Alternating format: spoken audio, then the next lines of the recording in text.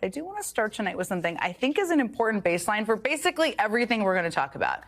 And that is why Donald Trump thinks he won the election. I won on groceries. It's a very simple word, groceries. Like almost, who uses the word? I started using the word, the groceries. When you buy apples, when you buy bacon, when you buy eggs, they would double and triple the price over a short period of time. And I won an election based on that. We're going to bring those prices way down. So Donald Trump saying he won the election based on bringing prices down, and maybe he did. But during his first week in office, a period of time where I can tell you presidents typically use their power to make clear what their priorities are and do something about it, he was focused on anything but lowering costs. Late tonight, President Trump announcing he will issue pardons for the January 6 rioters. Trump reversing Biden-era immigration policies and declaring a national emergency at the border, where he vowed to send troops. At least 22 states are already suing over Trump's attempt to end birthright citizenship for children of undocumented immigrants. President Trump announcing more dramatic changes tonight, including ending federal government diversity, equity, and inclusion programs. Friday night massacre. The president firing inspectors general at key government agencies. What happens now that the roles meant to stop waste and abuse are gone? That's right. Trump had time for all of that. I mean, he pardoned the January 6 rioters, including the ones who brutally attacked police. He even freed convicted seditionists like Stewart Rhodes, who directed his far-right Oath Keepers militia in formation up the Capitol steps during the insurrection. And on Saturday, just days after leaving jail, Rhodes appeared at Donald Trump's rally in Las Vegas, standing right behind the president and Vice President J.D. Vance. That wasn't by accident, by the way.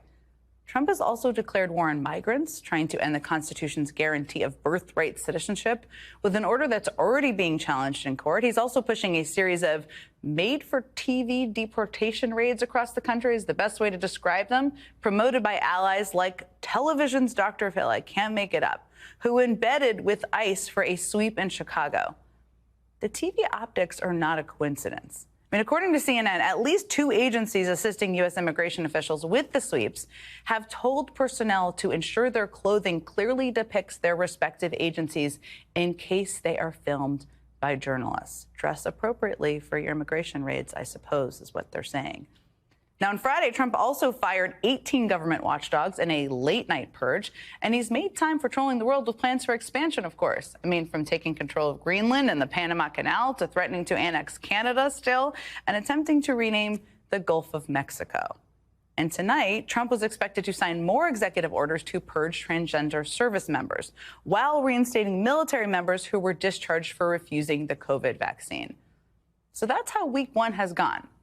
And it's all classic Trump. This has always been the strategy, to overwhelm the media and critics with far-right noise, lots of it. I mean, Trump ally Steve Bannon laid it out very clearly all the way back in 2020. I said, all we have to do is flood the zone. Every day we hit them with 3 things. They'll bite on one and we'll get all of our stuff done. Bang, bang, bang. These guys will never be able to recover. 4 years later, that's still the strategy. And guess what? Bannon says it's going great. He told the Washington Post, quote, "It's working. It's just stunning to me what they're doing. And it's not getting covered because it's too much. They're overwhelming the system." So, yeah, they're going to keep flooding the zone. They're literally telling us that they're going to do that. They'll do a million crazy things, so we can't focus on any one thing, like whether they are delivering on the core promise they made about lowering costs. But the problem with flooding the zone for them is it makes it kind of hard to answer really simple questions about your agenda, like this.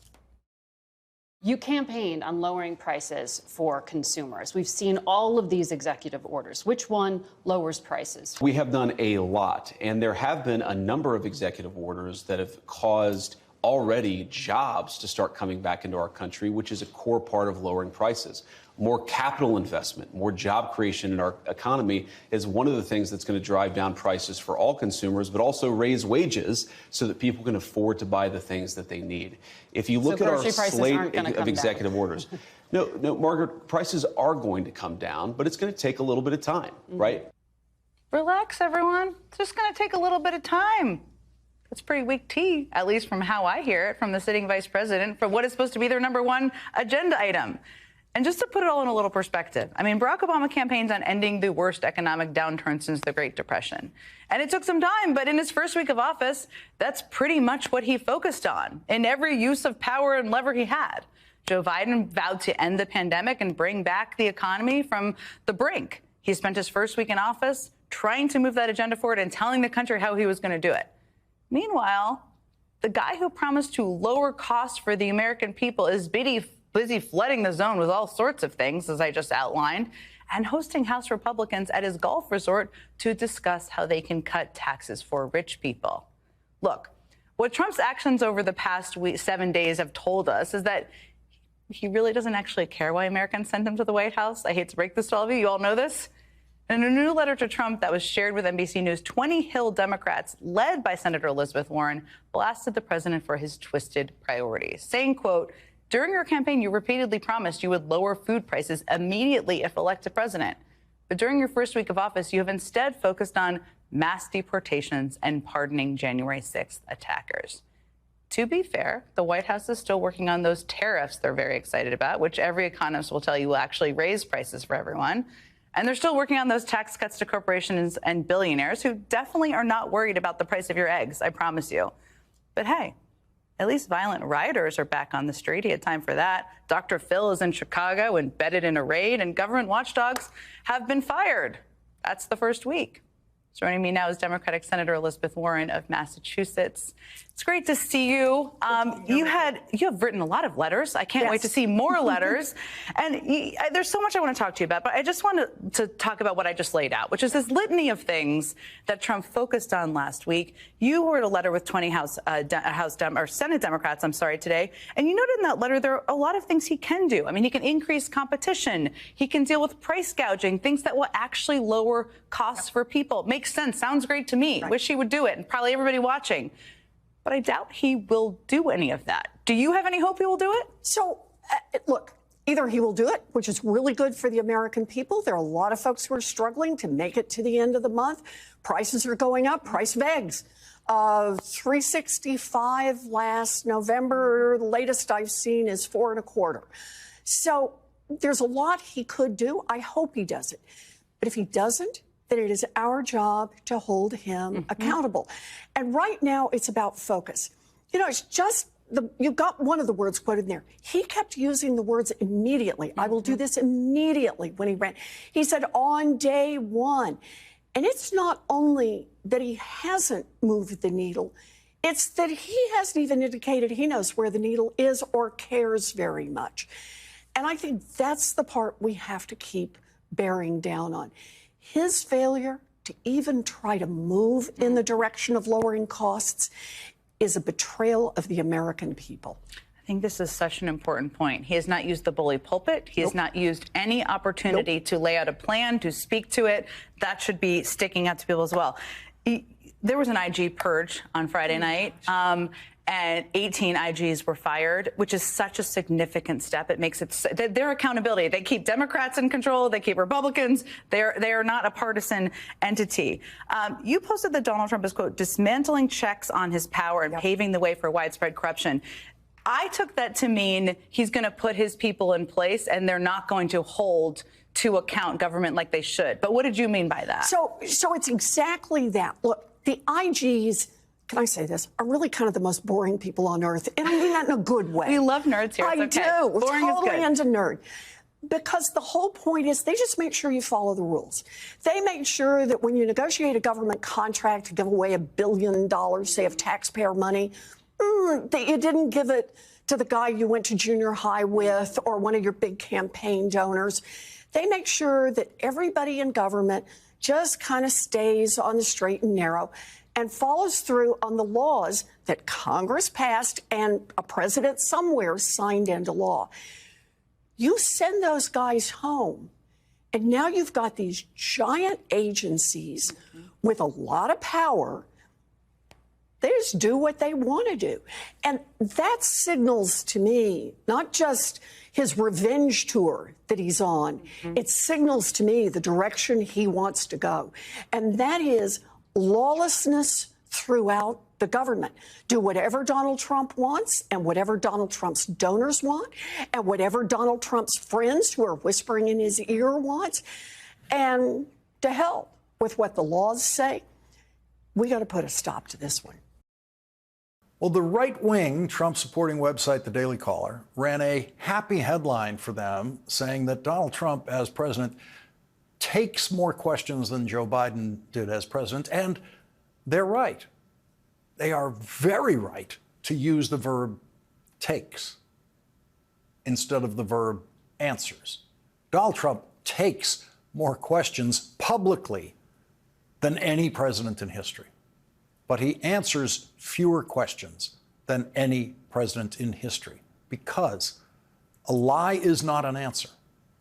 To be a member of the White House press corps now is to become practiced in taking Donald Trump dictation of lies, which Donald Trump does with a casual confidence, knowing that the White House press corps will never scream at him the way they could scream at Joe Biden whenever they felt like it, whenever they had a chance, whenever they were close enough. And so when Donald Trump told his lies about firing 18 inspectors general late on Friday night, happened late on Friday night, he didn't tell his lies till later in the weekend, the White House press corps could do nothing but write down the lies and report them. Donald Trump, in effect, said that he had no personal knowledge of why he fired the inspectors general. He said, quote, "Some people thought that some were unfair or some were not doing the job." It's entirely possible that some people who Donald Trump talks to thought that some unnamed inspectors general were unfair. But who are those people who thought that? And what was the unfairness they imagined?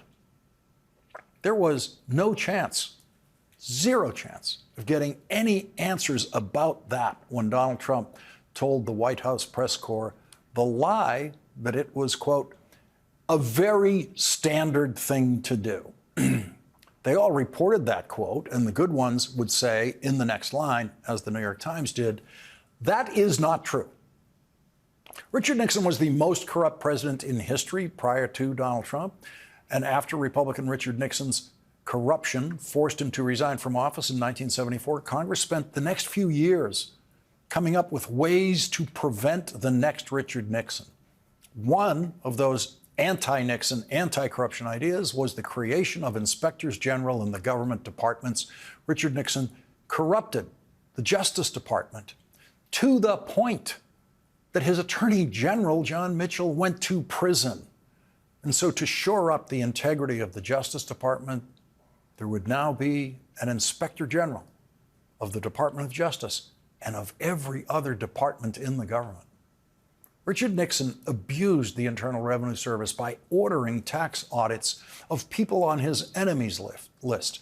Congress then made that illegal and created an Inspector General in the Treasury Department to keep an eye on that. The Inspector General Act of 1978 passed the United States Senate unanimously, zero opposition. And one of the things that Republicans really loved about it was that inspectors general were charged with investigating waste, fraud, and abuse in every department of the government.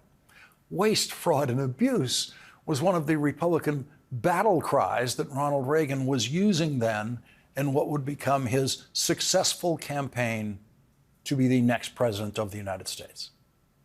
And Republican senators of that era were as outraged and offended by Republican President Richard Nixon's corruption as Democratic senators were.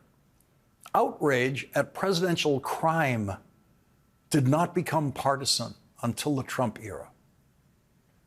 After the corruption and impeachments and indictments of Donald Trump, Congress once again turned to the Inspector General law to try to add a defense against the next Donald Trump, who turned out to be Donald Trump. In 2022, Congress added specifics to the section referring to presidential removal of an Inspector General, saying that a president needed to provide 30 days notice to Congress of the intention to remove an Inspector General and provide, quote, substantive rationale, including detailed and case-specific reasons. Donald Trump didn't do either of those things when he did his late-night Friday night firings, and so Donald Trump could not finish his first week as president of the United States without violating the law. Do you think he violated the law? Well, technically, yeah, but he has the authority to do it. Sorry, but it's really one of the other. It's either technically, yeah, or he has the authority to do it. It cannot be both. Senator Graham got it right the first time. Technically, yeah. Donald Trump violated the law. Republican Senator Susan Collins was willing to portray herself as the only adult in Maine without enough common sense to figure out what Donald Trump was actually doing. She said, "I don't understand why one would fire individuals whose mission is to root out waste, fraud, and abuse. So this leaves a gap in what I know is a priority for President Trump." One of the inspectors general, Hannibal Ware, said this. Well, the reason is actually the most alarming part. The reason was due to changing priorities of the administration. And the reason that is alarming is because IGs are not a part of any administration. IGs oversee how the priorities of the administration is being conducted to make sure that there's transparency in government and to make sure that there's no fraud, waste, and abuse in how taxpayer funds are being expended. We're looking at what amounts to a threat to democracy, a threat to independent oversight, and a threat to transparency in government. This is the statute isn't just a technicality. It's a key protection of IG independence, is what it is. And just like you referenced, just over 2 years ago, these things were put in to strengthen our independence, not to weaken it and treat it as if it's a technicality. The oldest member of the United States Senate, Republican Chuck Grassley of Iowa, used to consider himself, maybe still does consider himself, a champion of inspectors general. And his enthusiasm for inspectors general was so contagious that the junior senator from Iowa, Joni Ernst, joined him in helping to create a bipartisan team of senators whose plan, until this weekend anyway, was to strongly support inspectors general. Chuck Grassley is a Republican senator who I used to fully respect when I was the staff director of the Senate Finance Committee for the Democratic chairman, Daniel Patrick Moynihan, and Senator Grassley was one of the Republican members of that committee. Chuck Grassley then was always a predictable vote because his positions were based on Republican Party principles of that time, including his very strong stance, along with all Republicans then, against tariffs in the committee that has jurisdiction over tariffs. Senator Grassley usually, but not always, voted against what Democrats were trying to do on the committee, and I never once questioned the motivation for his vote or the motivation of any of the Republican senators who voted against what the Democrats were trying to do. If anyone other than Donald Trump did a midnight mass firing of inspectors general, you would have seen that Chuck Grassley, who I knew and worked with, all over television, condemning that presidential action and immediately calling for an investigation in each committee of the Senate about the workings of those inspectors general. But 91-year-old Chuck Grassley has changed positions or silenced himself on so many issues, including tariffs in the Trump era, that it comes as no surprise that the most he was willing to come up with after something I know he deeply objects to was this statement. There may be good reason the IGs were fired. We need to know that, if so. I'd like further explanation from President Trump. Regardless, the 30-day detailed notice of removal that the law demands was not provided to Congress. Releasing that written statement meant that Chuck Grassley didn't have to handle the question Lindsey Graham had to handle. Was it illegal? I really miss the pre-Trump Chuck Grassley. There were times when I thought of Chuck Grassley as, in Senate terms at least, courageous in his consistency. And I personally disagreed with the policies he was so consistently supporting. Mark Greenblatt was the Inspector General of the Department of Interior until this weekend. The key question here is who does the president appoint in the place of the IGs that he's removed? We are we're so-called watchdogs inside the federal agencies. So does he appoint true watchdogs or does he appoint lapdogs? If a member of the Trump administration is accused of ethics misconduct or some sort of criminal violation, will the IG be willing to investigate that in a fulsome and comprehensive manner? Will they be willing to come to findings, negative findings about that Trump political appointee? That is the key question.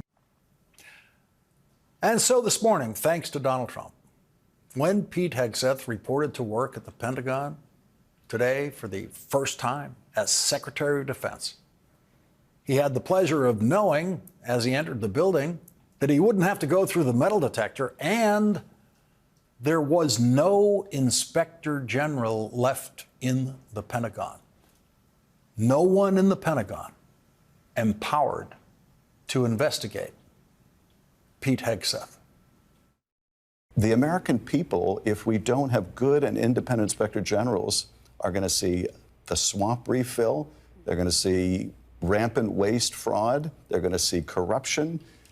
It may be the president's goal here, when he's got a meme coin that's making him billions, is to remove anyone that's going to call the public attention to his malfeasance.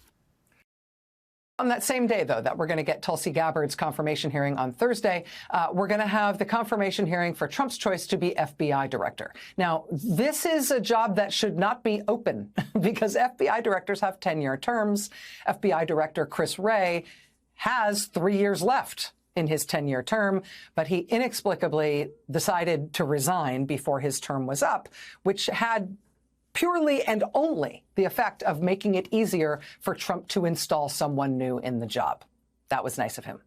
But now, thanks to Chris Wray, here we are.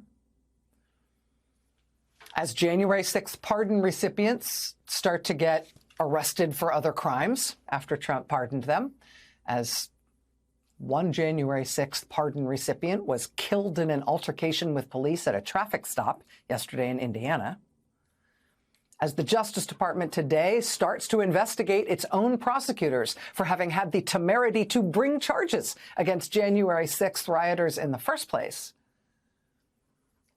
Let's just take this one day at a time. Let's just take a second to reflect on who Trump is trying this week to install as head of the FBI, as head of the 38,000 men and women of the nation's premier federal law enforcement agency with all of its immense power and responsibility. We will go out and find the conspirators, not just in government, but in the media. Yes, we're going to come after the people in the media who lied about American citizens, who helped Joe Biden rig presidential elections. We're going to come after you. Whether it's criminally or civilly, we'll figure that out. But yeah, we're putting you all on notice. And that is Kash Patel, Donald Trump's pick to run the FBI, describing his plans for the second Trump administration. That was in an interview in 2023. You might have heard about that quote. You might have heard that quote. You might have also heard him describing his plans for the FBI's headquarters building in Washington, D.C. I'd shut down the FBI Hoover building on day one and reopening the next day as a museum of the deep state. Well, hey, at least he is pro-museum. So, those are two of the relatively recent statements by Kash Patel that I think have captured people's imagination, that have received a lot of traffic since Trump shockingly named him as his choice to run the FBI. But there's been such a fire hose of news and stuff to keep up with all of these radical nominees. This 1 week thus far of really radical action by the new president and his appointees. I mean, there's been so much that, some of the truly wildly inappropriate or unqualified or at least controversial nominees like Doug Burgum at the Interior Department or Kristi Noem at Homeland Security or even John Ratcliffe at CIA. I mean, they've just been sliding through without much attention, even though they deserve attention. But, you know, people only have so much bandwidth, right? It's understandable. It's regrettable. It's lamentable. But it's understandable. That said, for the FBI specifically, given what Trump is already doing with law enforcement and the Justice Department and the pardons of all the people from January 6th, this is just one that I feel like we can't afford to let melt into the sauce, right? Let's just look at a few other things about Kash Patel ahead of his confirmation hearings this week. Here's one thing. This is not actually the first time Donald Trump has tried to install Kash Patel in a high-ranking position in the FBI. In the final months of Trump's first term, you might remember that Trump reportedly tried to make Kash Patel FBI Deputy Director. That effort did not go well. Trump's Attorney General at the time, Bill Barr, says he told the White House Kash Patel would be made FBI Deputy Director, quote, over my dead body. Bill Barr wrote in his memoir, quote, Patel had virtually no experience that would qualify him to serve at the highest level of the world's preeminent law enforcement agency. The very idea of moving Kash Patel into a role like this showed a shocking detachment from reality. And that was when Trump wanted him as the number 2 guy in the FBI, let alone the director. But okay, you know, that's just one senior Trump administration official. Bill Barr doesn't have that much credibility with any group of Americans at this point in our political moment in America. Set aside Bill Barr. What about other Trump appointees who worked with Kash Patel? Well, Trump's deputy national security advisor, who worked closely with Kash Patel, he had this to say, quote, he's absolutely unqualified for FBI director. He is untrustworthy. It is an absolute disgrace to American citizens to even consider an individual of this nature. That's Trump's deputy national security advisor. And this, he's untrustworthy. This is kind of a theme in descriptions of Kash Patel from people specifically who worked with him in the first Trump term. Several former Trump officials say that Kash Patel had a tendency to embellish, to mislead. I think the word you're looking for here is lie about important stuff. John Bolton, who you just saw on this evening with Jen Psaki here on MSNBC, he was Trump's national security advisor, so therefore effectively Kash Patel's boss when he was at the National Security Council. He described him tonight on MSNBC with Jen Psaki as a, quote, climbing weed. He says Kash Patel falsely claimed to have been in charge of a whole directorate at the National Security Council when he was not. Bolton wrote in his book, quote, his puffery was characteristic of the resume inflation we had detected when Trump pressed him on us. We found he had also exaggerated his role in cases he worked on as a Justice Department lawyer. Given the sensitivity of the National Security Council's responsibilities, problems of credibility or reliability would ordinarily disqualify any job applicant. We found he had exaggerated his role in cases he worked on as a Justice Department lawyer. Bolton, I said he said that in that book. That was actually in an op-ed specifically opposing Kash Patel for this FBI job. He exaggerated his role in cases he worked on as a Justice Department lawyer, as well as exaggerating his position in the National Security Council. What did he exaggerate about his time as his time in the Justice Department? What was that? I was the main justice lead prosecutor for Benghazi for a while. No kidding. Actually, yes, kidding. Hopefully he was kidding, because it's definitely not true. New York Times, quote, Mr. Patel has repeatedly claimed that he was the lead prosecutor in the government's pursuit of the perpetrators of the 2012 attack on a U.S. diplomatic compound in Benghazi, Libya, which killed 4 Americans. In reality, quote, he had no role on the Benghazi trial team. The pretrial investigation was handled by a team led by the FBI and the U.S. Attorney's Office in Washington. In his capacity as a junior prosecutor, Mr. Patel routed arrest warrants and the like up the chain for approval. Quote, Mr. Patel took a junior position in the counterterrorism section in late January 2014, well after the Benghazi investigation started. He left the department in April 2017, about 6 months before the first Benghazi case went to trial. What was it that he said? He said, I was the main justice lead prosecutor for Benghazi. Asked by Mother Jones Magazine about Kash Patel's claims to have led the Benghazi prosecution's efforts in D.C., a former FBI special agent who was on that investigation for years responded, quote, quote, oh my God, comma, no. Oh my God, no. Despite that, because sure, why not, a Trump transition spokesman recently insisted that Kash Patel was, in fact, assigned as the lead Benghazi prosecutor. Because that's their line, and they're sticking to it. Here's another one. A longtime Trump advisor tells The Atlantic magazine that, quote, he had been in Patel's presence more than once when Patel claimed he was the person who, quote, gave the order for U.S. forces to move in and kill the ISIS leader Abu Bakr al-Baghdadi in 2019. This despite the fact that the Baghdadi killing was, quote, an operation for which Patel, by his own admission, wasn't even in the Situation Room. Asked about this, Patel said through his spokesperson, Trump made that brave and courageous call. Yes, but what about the reports that you repeatedly claimed that you were the one who made the call, that you, quote, gave the order? What about that? On the issue of January 6th specifically, as the Justice Department today is trying to fire all the prosecutors involved in the federal January 6th case against Trump, as they are opening an internal investigation into the prosecutors who brought cases against the rioters at the Capitol. Have you ever heard what Kash Patel says himself about January 6th?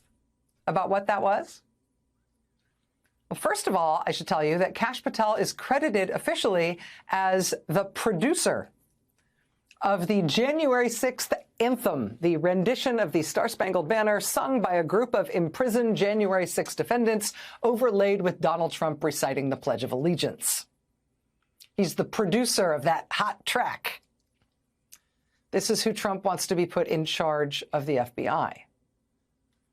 Kash Patel says it was the FBI that was behind January 6th in the first place.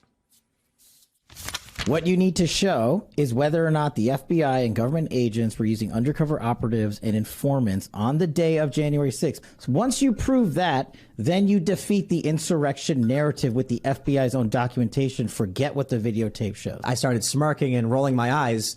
And what I meant to convey with that is, come on, we know they were involved. No, look, I totally agree. Though. Yeah. I'm not saying I know definitively. It looks like you have a preponderance of evidence suggesting there may have been federal law enforcement involved in making that thing happen. I'll get you beyond a reasonable doubt. Federal law enforcement involved in making that thing happen. No. I'll get you beyond a reasonable doubt. Meaning we'll criminally prosecute them for it, presumably, right? That is Kash Patel on a podcast, by the way, that according to a recent Justice Department indictment was secretly funded by Russian state media as part of a Kremlin influence operation. Neat. The host of that podcast has said if those allegations are true, he was deceived about the funding. But there he is with Kash Patel. The host says, hey, we know the FBI was involved in January 6th. Kash Patel says, I totally agree. The FBI helped make January 6th happen. I'll get you beyond a reasonable doubt. Now he's Trump's choice to lead the FBI. The host of All In with Chris Hayes. He is the author of the new book titled The Siren's Call, How Attention Became the World's Most Endangered Resource. And actually, Chris, this is very connected. Yep. Because we're talking about the importance of a new generation stopping. When I was growing up, most of my reading was Sports Illustrated, but I still would read books like The Abandonment of the Jews in college. I'd read The Rise and Fall, Shire's The Rise and Fall of the Third Reich. And I think we all did. We did enough reading to understand the horrors in a very real way. You have written a book, I think it's so extraordinarily important right now, about how right now our neurological structures, our evolutionary characteristics, the things that stamp us through evolution, our social impulses are being preyed upon by algorithms and then twisting those social impulses, twisting those evolutionary instincts, twisting what it is that makes us human. It could not be a more timely book. Could you tell us about it? Yeah, well, thank you for that intro. Yeah, The Siren's Call. It's called The Siren's Call. And I think, look, attention is a faculty we all have, and it's necessary for survival, right? I mean, like, literally, it evolves so that you can hear the predator rustling in the bushes. And because we have this faculty for what is called compelled attention, right? Someone walks in a room and shatters a glass, a gunshot goes off, right? Before you have a chance to have any consciousness about whether you're paying attention to it, your attention is pulled, right? And because we have that faculty of involuntary attention, we now have a world in which attention is, I would say, the defining resource of our age. The largest corporations working at levels of intense sophistication to extract that attention and preying on that faculty we have for it to be compelled. And so we get more of the world. Our entire lives feels like a casino floor and Times Square and the buzzing of the phone. When your phone buzzes, that haptic feedback, that's a very smart engineer who came up with the idea that if you have that feedback, you're going to have to pay attention to the notification whether you want to or not, because it's actually talking to something deep in your wiring, and that is our experience of life. Yeah, I mean, it's the phone that buzzes at us. It's the social media account that notifies us. Ooh, who's trying to reach me, or what am I missing? And it seems like some politicians have really taken advantage of this. Ezra Klein in the Times writes this week that Donald Trump, best of all, he understands that's his weapon. That is the greatest insight that Donald Trump had. I think it came from a deep place. Like, I don't think Donald Trump sat around and theorized this, right? It's just totally tactile for him, his instinct that attention's the most important thing. And one of the things that Donald Trump really gets is that he will take negative attention over no attention. This is the key thing. 100%. Most politicians, when given the choice between negative attention and no attention, they're like, I don't want to make news. I don't want to polarize people. I don't want people mad at me. Trump will take negative attention over no attention every time. And what it leads to is this kind of attentional dominance. And you're seeing the effects of it.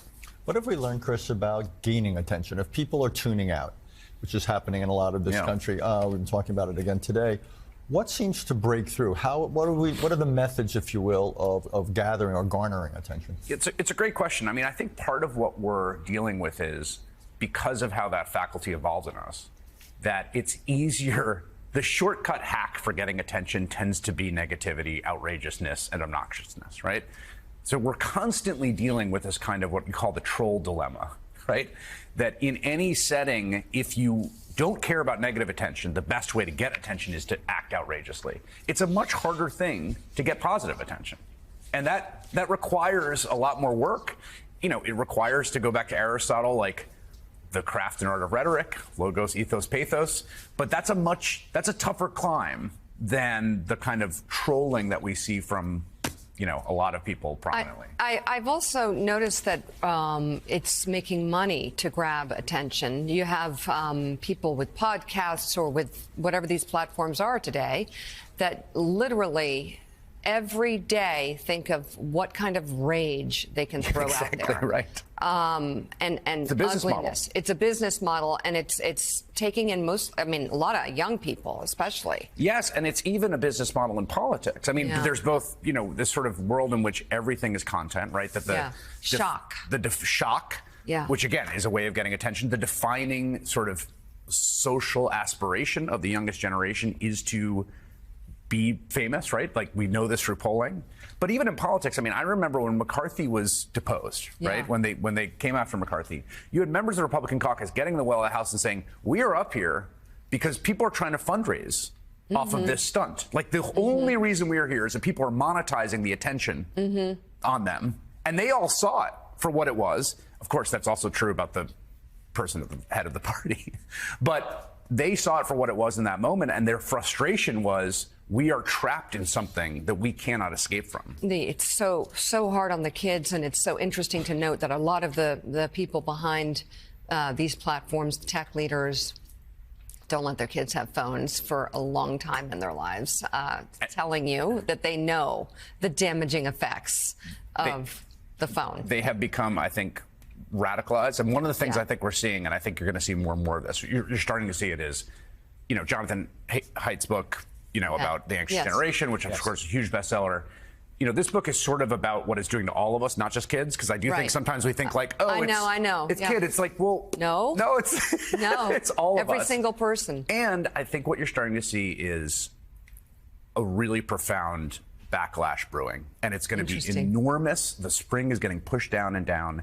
People's frustration with this attentional vortex we all live in, whether it's in politics, whether it's in our most intimate moments we want to enjoy, there is a rebellion against it brewing. Joe. Yeah, there really is, and Chris, Mika and I were just talking last night and talking to several people who seem to be disconnecting. Now, I'm a Luddite. My children laugh at me. I try to go to the flip phone like every week. That usually lasts through about Tuesday or Wednesday. But we've started to hear more people talking about getting off their smartphones more, leaving social media. I mean, and we're not just talking about X, we're talking about social media. They understand what it took us years to understand about the casinos. It's rigged. The casinos always win. The algorithms always try to enrage you, try to suck you in, try to take your life away from you. I had a guy that called me up, a couple of months back when Mika and I were having a lot of fun on social media. Thank God we I'm not on social media. And he would call me like every 15 minutes. And he was just like pulled down. And I was like, dude, get off social media. You keep calling me every 15 minutes, and you kept interrupting me. I've got my 4 kids here for Thanksgiving, and so I'm good. This is the best I've been. I got 4 kids under my roof. This is the best I've been. Get off of social media. And I think he is. I think more and more people are understanding it's rigged. It's a casino, It's so like you ugly. said. And this is a really key point. We one of the tricky things, right? The sort of quicksand of social media is social attention, right? Yeah.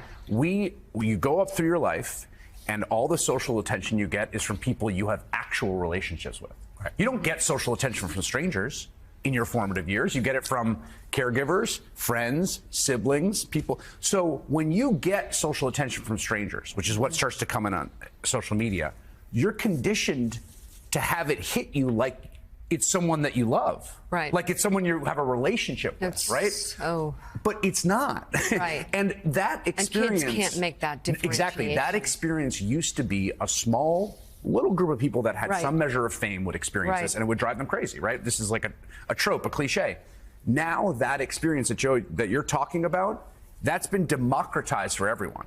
Yeah. So everyone, for the first time really in human history, everyone can have the experience of social attention from strangers at scale. Yep. That only used to exist for a tiny, and it is really, really at odds with our wiring about what we seek from relationships. And with if we could, I know we have to close this conversation, but can you imagine the nightmare for parents, okay? They take away the phone. They don't want the kids to have the phone, but they have to do their schoolwork on their computer. Yes, exactly. And then all the things are coming up. It's constant. They're up all night. I mean, these fragile minds cannot make the differentiation that you're talking about here.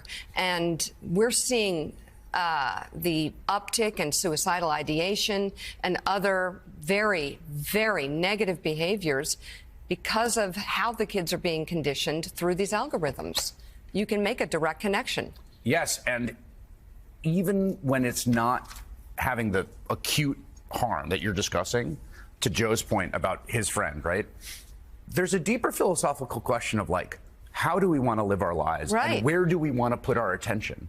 That is primary to what it is to be human at any age. And so even if you are not in that category where you're suffering from the most acute versions, the deep question is still there. To Joe, to your point, like the thing you want to spend your time doing is be with your kids at Thanksgiving, right?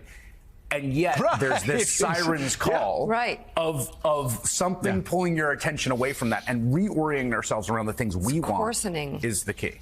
Right. The new. So Chris, can I ask you what's then? Yeah. How do Americans? How do people across the world get away with that? I'm fortunate that a lot of people around me are very skeptical of carrying around smartphones and staring at them and obsessing over what people say who they've never met, never will meet. The question is, though, what is the bigger answer for all of us? What conclusions do you draw? What's the three-step process? So I think there's, at the most basic level, for people, forcing yourself every day to spend 20 to 30 minutes alone with your own thoughts. So that's just like the most basic, like, what's the thing I can do? The second level is rebuilding a digital world and an internet that is non-commercial. We have had that before. The non-commercial internet is what gave us Wikipedia. It's what gave us the open web. That was the platform that incredibly created this productivity boom. Right now, our entire lives online are lived in commercial spaces. It's like living in a mall.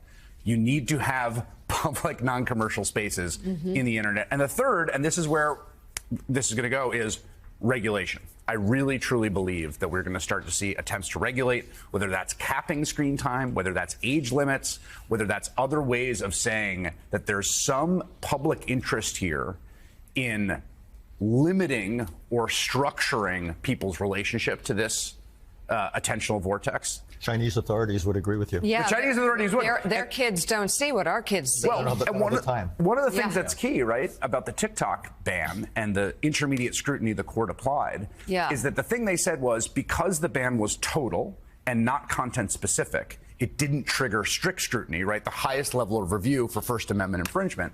And I do think there's the content question gets caught up in this conversation. We need to separate that out from this attentional question. This book is very timely and important. The new book is entitled The Siren's Call: How Attention Became the World's Most Endangered Resource. Chris Hayes, thank you so much. We'll, of course, be watching All In right here on MSNBC. And come back. I'd love to. I don't think this conversation is finished. Coming up.